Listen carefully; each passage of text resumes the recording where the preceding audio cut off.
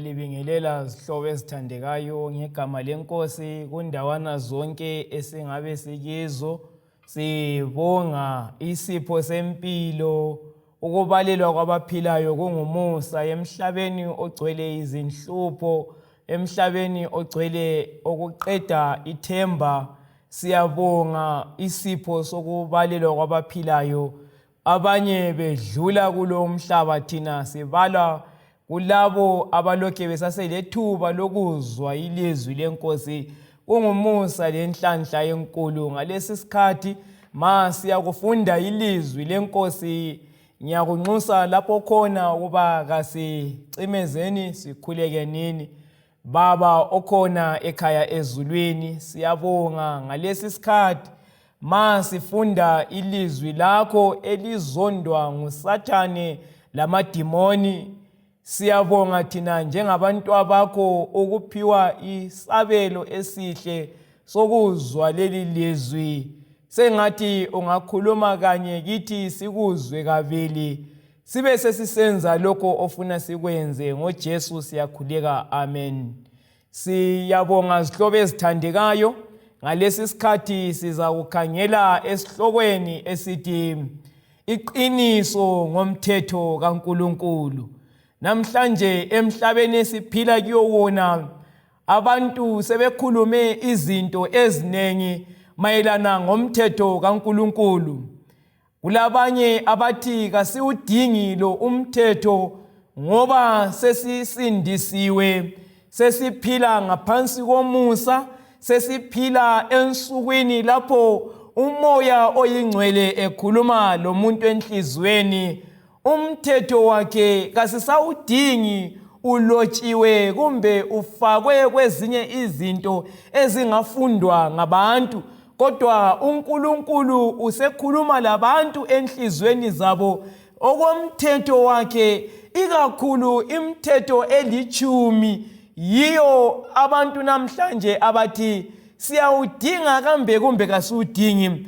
Umbuzo ube ususithi, kambe lo umthetho is it still binding and relevant ensukwini zokucina esiphila kizo namhlanje? Uzakha ngu-16 evesini ngelika-25 iBhayibhili lithi lona ikhona indlela ekhanya inhle emehlweni omuntu, kodwa isiphetho sayo isiya ekufeni. Wosiya ngu-8 evesini lika-7 bahlanyele isivunguzane, bahlanyele umoya bavuna isivunguzane. Abantu nxa besenza izinto ezimbi, umphumela wento embi ulomganga omkhulu kakhulu. Nxa umuntu ethatha isidakamizwa, abantwana bethatha okudakayo, besebenzisa ama-drugs, belaphana abafana amantombazana, kungani yinto encane nxa bekuhotsha, kodwa umphumela ophuma ngale kwangikhona ulomganga omkhulu, ama-consequences angikhona makhulu kakhulu. Namhlanje sifisa ukukhangela ukuthi kanti umthetho lo silokhe siwudinga yini? Uba siwudinga usisiza ngani? Ngoba kunengi okukhulunyweyo ngomthetho, ikakhulu imithetho elitshumi. EBhayibhilini kulentaba ezimbili ezidala umehluko. Yebo zinengi intaba ongafunda ngazo eBhayibhilini, kodwa ku-Old Testament kulentaba emileyo elapho uNkulunkulu alethe khona umthetho wakhe entabeni yaseSinayi, eqhubela uMosi izibhebhedu zamatshe amabili okwemthetho kulotshwe imithetho elitshumi. Intaba yaseSinayi ku-Old Testament ilenkambo enkulu, intaba yaseSinayi. Abantwana bako-Israyeli bebekhangela emuva bebheke uJehova ebavakatshela entabeni yaseSinayi, lapho alethe khona umthetho yakhe elitshumi. Intaba yaseSinayi enkambeni yabantwana bakaNkulunkulu imile ikhanya iphezulu ngoba uJehova lapho kuyikho alethe khona umthetho wakhe. Kukanti ku-New Testament yebo singakhuluma nge-Olivet, sikhulume ngentaba ezitshiyeneyo, kodwa intaba engumcingo, intaba esesiqongweni, yintaba yaseKalvari, lapho esithola uYesu elenga esifa entabeni yaseKalvari, lapho esithola kugcwaliswa kupheleliswa indaba yokusindiswa kwethu khona, indaba yaseKalvari, lapho abantu nxa bekhuluma ngomusa ngegrace bakhangele entabeni yaseKalvari. Intaba lezi zombili zimile endaweni yesiKristu, zilomutsho omkhulu kakhulu. Namhlanje ngifisa ukuthi mhlobo othandekayo, nxa ukhangela intaba yaseKalvari ungayikhangeli uchiye intaba yaseSinayi, ngoba ngabe intaba yaseSinayi ibe ingekho, ngabe intaba yaseKalvari kalenganga owalengayo. Okwenze wayalenga entabeni yaseKalvari kuyikuthi kule ntaba yaseSinayi, okwenze wayakufa uYesu Kristu kuyikuthi umuntu weqile umthetho kaJehova. Ngabe intaba yaseSinayi bingekho, ngabe uYesu kafanga entabeni yaseKalvari. Intaba yaseKalvari khona namhlanje ngoba umuntu bekumele afe, yikho uYesu wahamba wayakufa. Ngezinye indlela mhlobo othandekayo, intaba zombili ziqakathekile endabeni yokusindiswa kwethu. Hamba lami ku-Exodus 31 evesini lika-18. iBhayibhili bese lisithi lona, and he gave unto Moses 2 tables of testimony. Wanika uMose izibhebhedu zamatshe ezilesivumelwano kumbe ezomthetho ezimbili, lo owakulotshwe ngomunwe wakhe uJehova. UJehova emthethweni elitshumi wabhala ngomunwe wakhe elitsheni. Ngane ebhala kusiba elitsheni? Ngoba kumele signifying ukuthi lokhu kumele kuphile iphakade lonke. uJehova umthetho wawubhala elitsheni ngomunwe wakhe. Nxa kufika ekoneni kwabantu, uJesu uthi hamba kulo umhlaba, siyavezelwa owesifazana nxa ebiswa kuthiwa ubanjwe eqotshweni lobufebe. uJesu wakhothama wabhala phansi enhlabathini izono lakho konke ababekwenzile.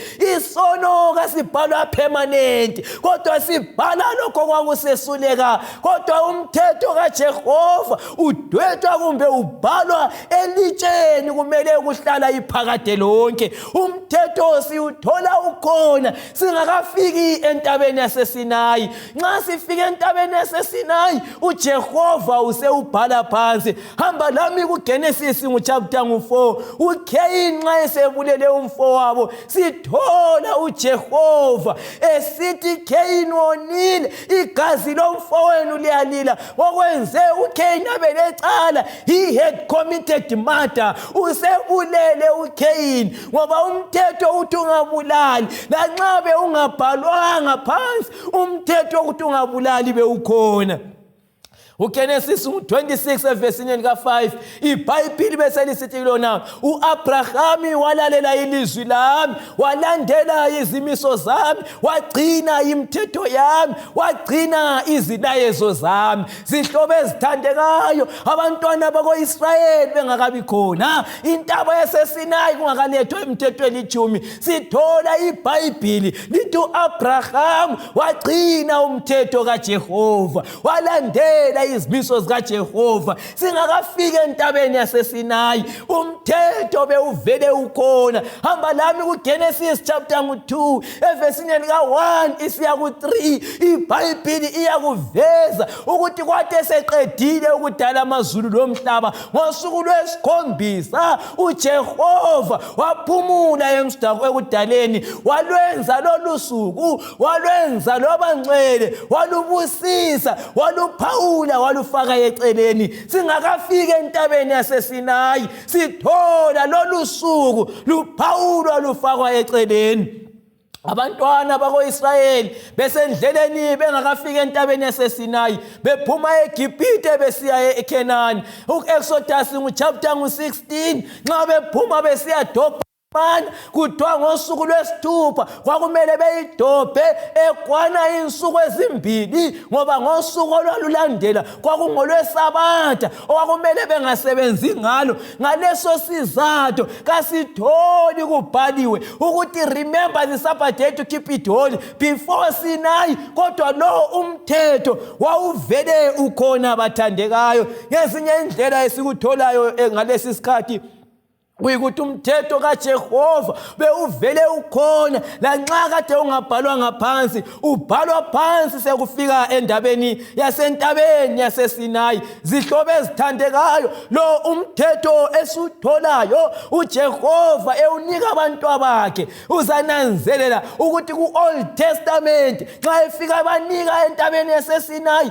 kuqhubeka umthetho ukhona. Othi ngigijime ensukwini esiphila kizo, lapha abanye bemi ngebhuku le-New Testament sibone ukuthi i-New Testament ukuthi ithini yona. uLuka ngu-16 evesini ka-17 uJesu abesesithi kulula ukuba izulu lomhlaba kudlule, kodwa kulachatha emthethweni eliza kudlula. Akula kukho okukodwa okungadlula emthethweni. uMathewu ngu-5 vesi ngu-18 iBhayibhili beselisithi ngiqinisile ngithi kini izulu lomhlaba kungadlula, kodwa kulachatha emthethweni elingadlula. uJesu uthi yena endabeni yomthetho konke kungenzakala, kodwa kukho kungatshintshi emthethweni wakhe. Ngezinye indlela umthetho kaJehova uphelele, kawudingi kuguqulwa, uyakuma unjengoba unjalo. Omunye besesithi hayi umthetho wabethelwa esiphambanweni, asisawudingi umthetho.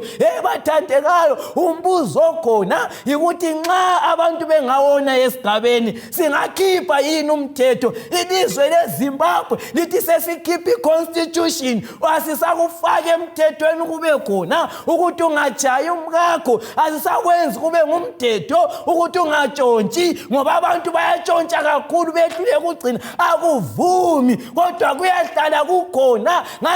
Izalwane zakuleyo ndawo ziwone njani umthetho kawutshintshwa, uyahlala ukhona ngoba uyadingakala ekuphileni kwabantu.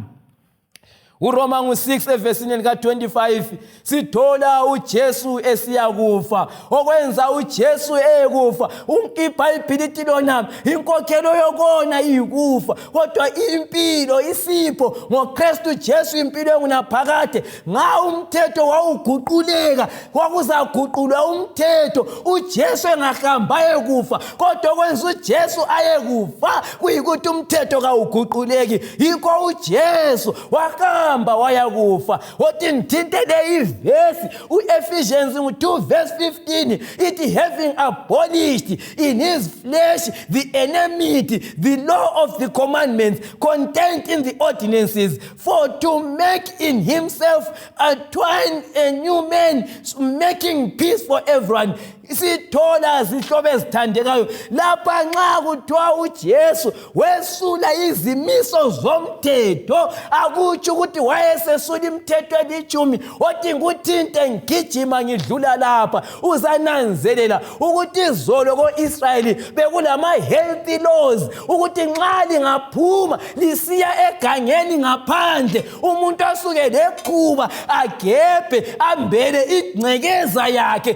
That was a healthy law. Nxa kungaqhamuka umkhuhlane ko-Israyeli bekumele umuntu asuswe ayevalele endaweni ethize ku-quarantine, esikukopileyo lathi la isikhathi se-coronavirus. Ngezinye indlela ama-healthy laws kawabethelanga esiphambanweni uJesu. Ulokhu ekhona ama-healthy laws lanamhlanje, siyawadinga ukuthi siphile kahle. Izolo ko-Israyeli bekulama-civil laws aletha ukuphila kwabantu lokubuswa kwabantu. uPawulu abesesithi yena siyahlonipha amakhosi, lanamhlanje esiKristwini silokhu sihlonipha amakhosi. Ama-civil laws kawabethelwanga esiphambanweni, silokhu silawo lanamhlanje bathandekayo.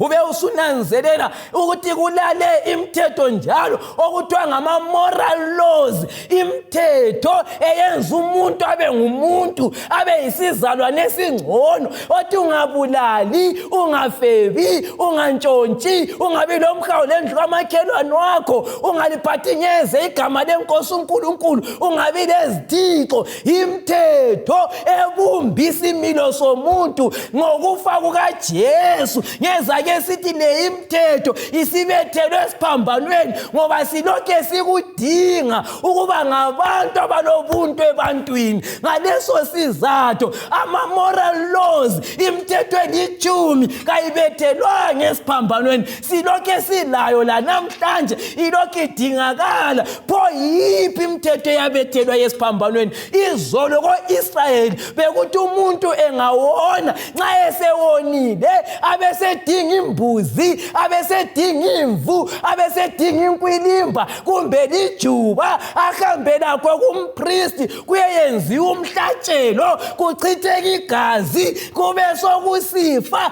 endaweni yomuntu. Lokhu-ke bekuthiwa ngama-ceremonial laws, imithetho kadilani lokwenziwa kwemihlatshelo. Lo umthetho yiwo wachithwayo esiphambanweni, yiwo wasulwa nguJesu. IBhayibhili ngesikhiwa lisithi khona abolished in his flesh the law of content in the ordinances. Wesula ngokufa kwakhe le imithetho eyayifakwe ezimisweni, imithetho yokuthini ungawona thatha imbuzi, ungawona chitha igazi. Okwenza kwesule yikuthi uJesu usefile ngegazi lakhe. uKolose 2:14 uthi blotting out the handwriting of ordinances that was against us, which was contrary to us, and he took it away out of the way, nailing it to the cross. Ngokufa kukaJesu akusadingi imvefayo, yikho uJesu ngalelana la ngesifa on that very Friday elenge esiphambanweni nxa esithi baba umoya wami ngiyawunikela kuwe, iveli lethempeli ladabuka phakathi, imvu yabaleka ngoba ngani useyesulile imithetho elani lokwesulwa kwegazi ngekufa kwabantu befelwa zinyamazana. Yiwo umthetho uJesu awesulayo bathandekayo.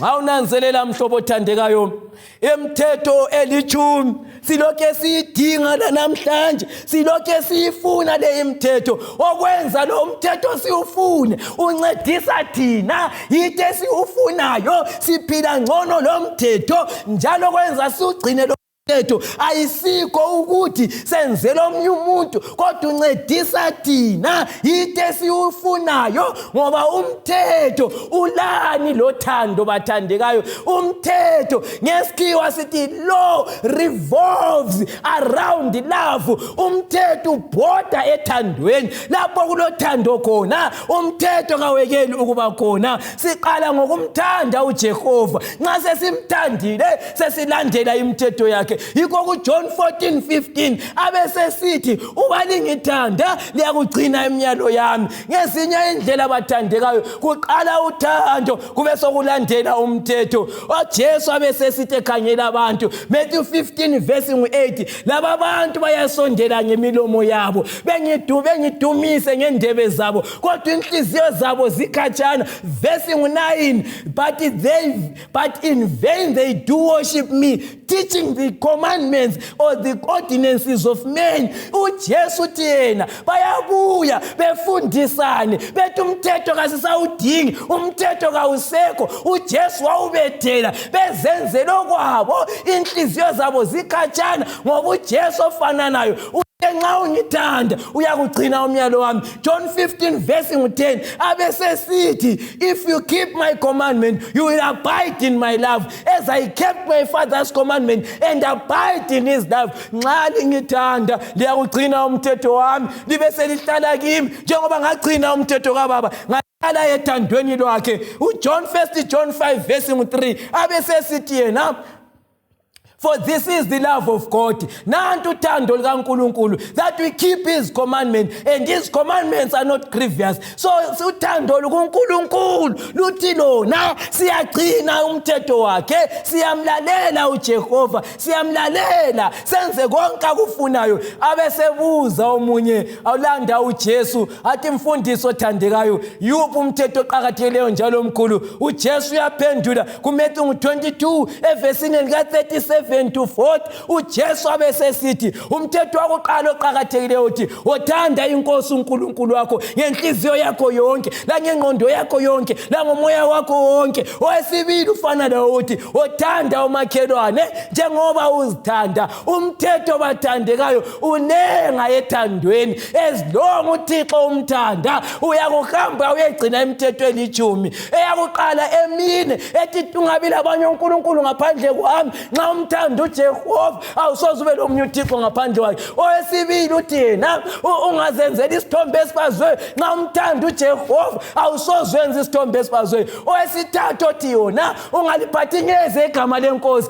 Nxa umthanda uJehova awusoze uliphathe ngeze. Owesine uthi wona khumbula usuku lweSabatha ulugcine lube ngcwele. Uzawugcina lolu suku njengoba uJehova walugcina waphumula ngalo, ngesizathu sokuthi uyamthanda uJehova. Olandelayo umthetho ungahloniphi uyihlo lonyoko ngezinye indlela. Nxa umthanda uyihlo lonyoko lolingana lonyoko uza kumhlonipha. Awusoze umtshontshele umakhelwane, awusoze umbulale, awusoze ufebe naye, awusoze unwanele indlu yakhe. Ngezinye indlela bathandekayo sithola ukuthi umthetho uvesi ngu-40 kaMatthew ngu-32, Matthew ngu-22 evesini lika-40. iBhayibhili lithi lona kule yomibili imithetho yikho lapho okumiswe umthetho wonke labaprofeti, yisamari yomthetho. So nxa singawugcina lo umthetho sizakulandela uJehova, nxa simthanda siyakugcina imithetho yakhe elitshumi njengoba injalo.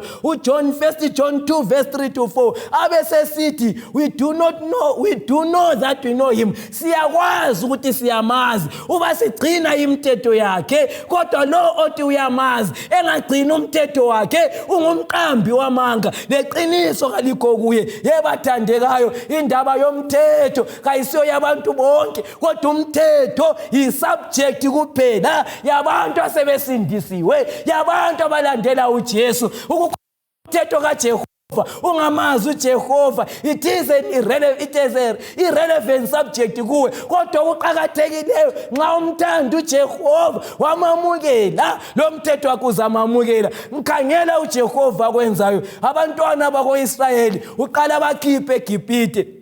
Ayesebakhiphile eGibhithe, sebedlulile ulwandle olubomvu, sebecrossile, sebesenkangala. Abesebanika-ke umthetho wakhe kuqala ngosindiso. Nxa usindiso usulwamukele, okulandelayo umbuzo uthi wona uyamthanda uJehova. Nxa umthanda uJehova sugcina-ke imithetho yakhe. Uzananzela mhlobo othandekayo, sithe kule ntaba yezimbili ezidala umehluko esiKristwini, intaba yaseSinayi lapho kule mithetho elitshumi khona, lentaba yaseKalvari lapho uYesu alenga khona. Ngezinye indlela wayengasoze afe uJesu ngabe intaba yaseSinayi yayingekho lo mthetho elitshumi. So imithetho elitshumi iqhakathekile esiKristwini, kumele sigcine ngoba ngalo umthetho yikho wayalenga uJesu abantu sebengena esonweni. So intaba yaseKalvari lentaba yaseSinayi zihamba ndawonye. Ungakhipha yaseSinayi so kumele ukhiphe leKalvari, ngoba nxa umthetho ungekho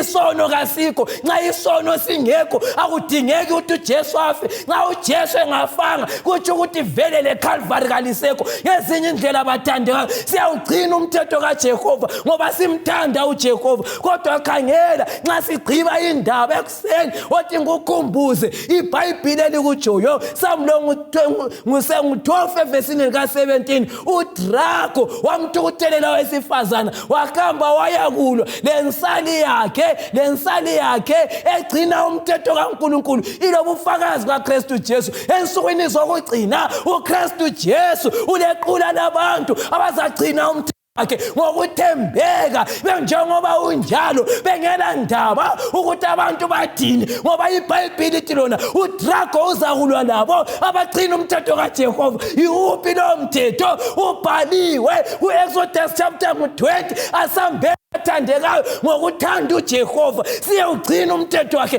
Nxa siwugcina lo mthetho ayikhona ngoba sisindiswa kodwa siyawugcina ngoba sesisindisiwe siyamthanda uJehova siyenza lokho afuna sikwenze. Ngiyakunxusa mhlobo othandekayo akumthande uJehova. Nxa usumthandile uJehova ube ususenza lokho uJesu uthi nxa ungithanda uyakugcina umyalo wami.